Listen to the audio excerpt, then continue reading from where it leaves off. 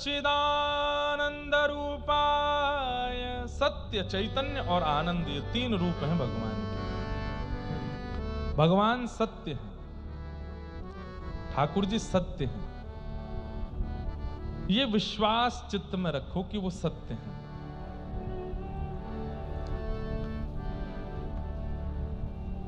तुम जानत सब अंतर्यामी, करनी कछु ना करी, मोरी राखो लाज। सत्य किसको कहते हैं? जिसे सब पता है, जो सब जानता है, जो त्रिकालाबाधित है, वो केवल परमात्मा है, वो सब जानते हैं। तो भगवान का पहला स्वरूप सत्य, ये विश्वास चित्त में रखो कि ये सत्य हैं, बाकी सब मिथ्या है। दूसरा ठाकुर जी का स्वरूप है चैतन्य।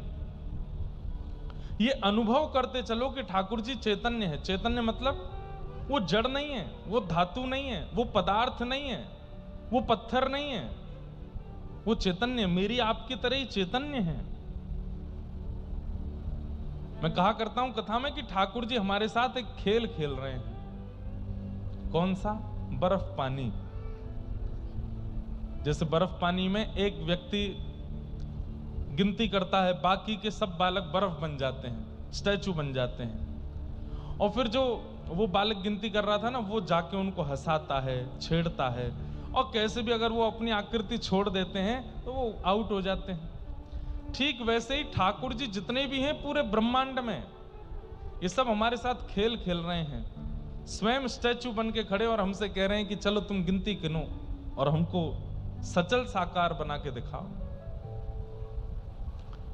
और हम लोग गिनती काय में गिनते हैं? माला में। जितना ज्यादा जिसका नाम होगा, जितना ज्यादा जिसकी माला होगी, जितना ज्यादा जिसका जप होगा, उतनी जल्दी वो ठाकुर जी को जाकर के अचल से सचल बना सकता है। उसके ठाकुर जी हाथ भी सीधे कर लेते हैं, उसके ठाकुर जी पांव भी सीधे कर लेते हैं, उसके ठाकुर जी आंख भी मटकाने लगते हैं। तो ये चैतन्य भाव, ये आपको चित्त में लाना पड़ेगा।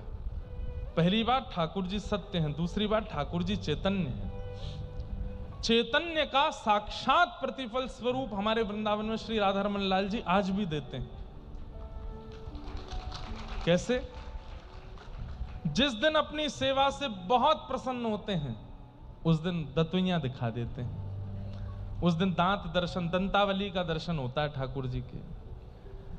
और जिस दिन ऐसा नहीं है, प्रसन्न नहीं है, या फिर ऐसा कह लो जिस दिन बहुत थक जाते हैं, बहुत श्रमित हैं, लेकिन आज भी दर्शन देने हैं, तो उस दिन एक भी दांत नहीं दिखता ठाकुर जी का। आज भी पूरे ब्रह्मांड के लोग वहां पर राधारमण जी की दंतावली देखने जाते हैं, आज कितने दांत दिखे। और जो गोस्वामी जी सेवा करते हैं, वो सेवा श्रृंगार जब कर रहे होते हैं, हमारी स्वयं की बड़ी बहन की सेवा वहां रहती है, तो हम भी अपने जीजा जी से पूछते हैं, बोले जब सेवा करते हैं तब नहीं होते? कब? बोले जब विराजमान करते तब भी नहीं होते, आरती तैयार कर रहे होते तब भी नहीं होते। जैसे ही पब्लिक के लिए पर्दा खुलता है, सोई उनके दांत दिखने लगते हैं, सोई प्रसन्न हो जाते हैं। आज भी क्यों? चैतन्य है, जड़ नहीं है, चैतन्य है। होते हैं जैसे, बहुत ध्यान से सुनिएगा,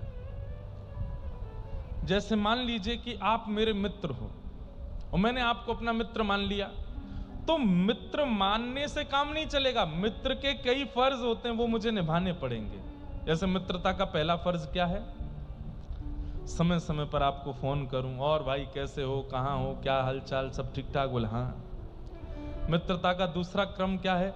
हमारे घर का कोई भी बड़ा उत्सव हो तो आपको निमंत्रण दिया, भाई जरूर आना, हमारे घर पे ऐसे ऐसे उनका जो है जन्मोत्सव है।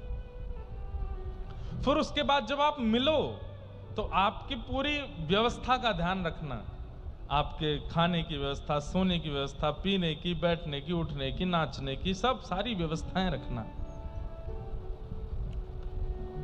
ये मित्रता कहती है। अब मान लीजिए कि आपसे मैंने मित्रता मान ली और आप घर आए मेरे, और मैं देख भी नहीं रहा हूं आपको, तो आपको क्या लगेगा? अभी व्यस्त हैं, अभी देखेंगे, मेरी ओर देखेंगे अभी। और फिर उसके बाद फिर भी नहीं देखा, तो आपने कहा कि मैं शायद दिख नहीं रहा हूं, थोड़ा सामने जाता हूं। आप थोड़े से सामने आ गए और मेरी नजर मिल भी गई, तो भी मैंने नजर फेर ली, तो आपको कितना कष्ट होगा।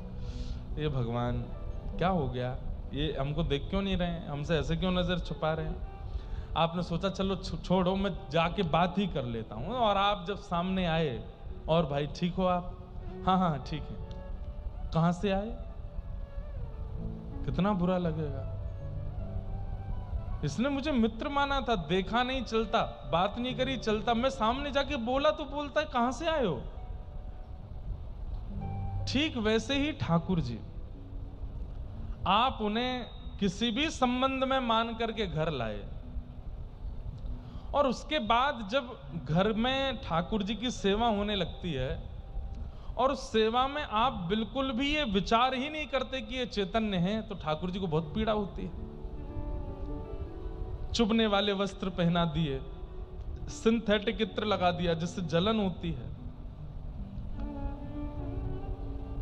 कई जगह तो बड़े विचित्र हैं, मैंने देखा नहीं है पर मैंने सुना है कि एक जगह इतने सारे भगवान थे घर में कि वो माता जी कैसे नहलाती, बाल्टी में एक साथ सारे भगवान रख के और नल खोल देती हैं और नहा लो भगवान सबरे, उसमें सर्फ डाल देती हैं, सारे काले हो गए गोरे हो जाएंगे। ठाकुर जी चैतन्य है, वो जड़ नहीं है। उनके प्रति चैतन्य बुद्धि रखो। और चैतन्य बुद्धि जब होती है ना, जैसे बालक का जन्म होता है तो मां को हर क्षण उसकी चिंता लगी रहती है, भूख तो नहीं लगी होगी, इसके कान में तो दर्द नहीं हो रहा, इसके पैर में तो दर्द नहीं हो रहा, थक गया होगा, थोड़े चरण दबा दे, थोड़े हाथ दबा देती हूँ, थोड़ा इसको दूध पिला दूं, थोड़ा ज्यादा गर्म दूध है, कहीं गर्म तो नहीं है, पिला दूं ठीक रहेगा। अब ये थोड़ा बड़ा हो गया, इसको थोड़ा थोड़ा अन्न खिलाना शुरू करूं, थोड़ा। अब हर क्षण उसके प्रति चिंता।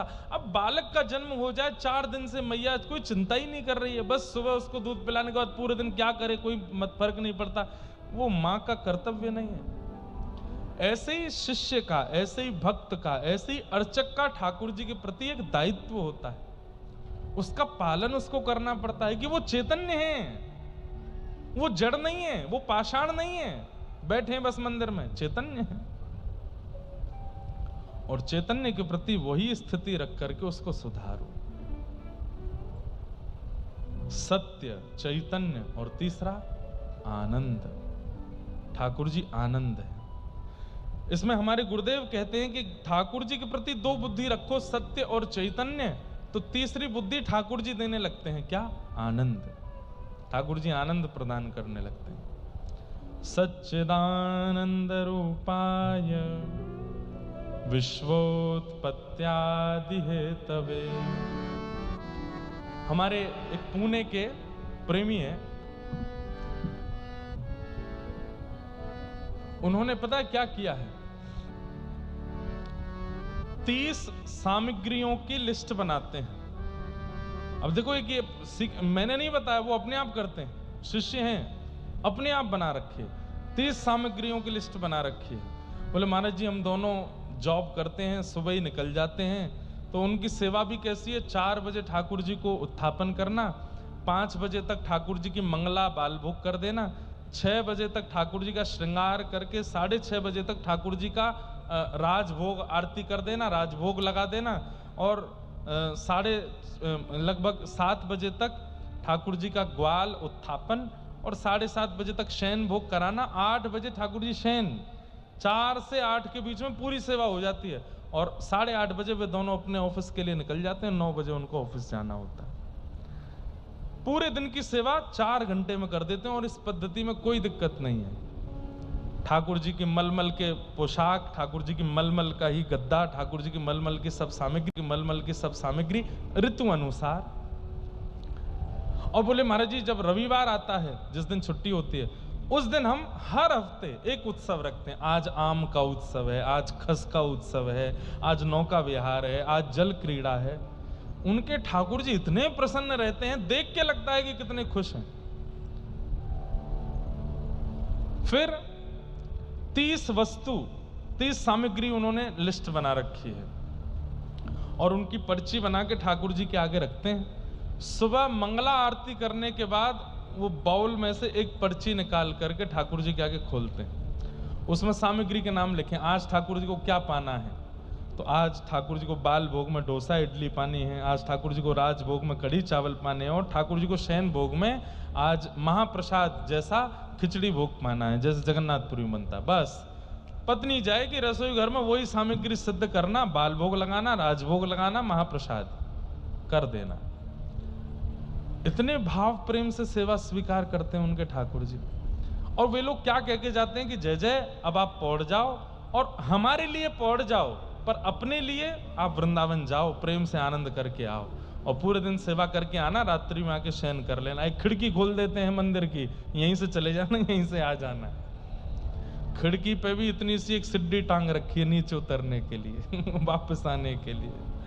अब ये कैसे होता है? जब ठाकुर जी के प्रति चैतन्य बुद्धि रखते हैं। ये चलते हैं, ये बोलते हैं, ये उठते हैं, ये बैठते हैं, ये लेटते हैं, ये खाते हैं, पीते हैं, इनका भी पेट भरता है, इनको भी गर्मी लगती है, इनको भी सर्दी लगती है।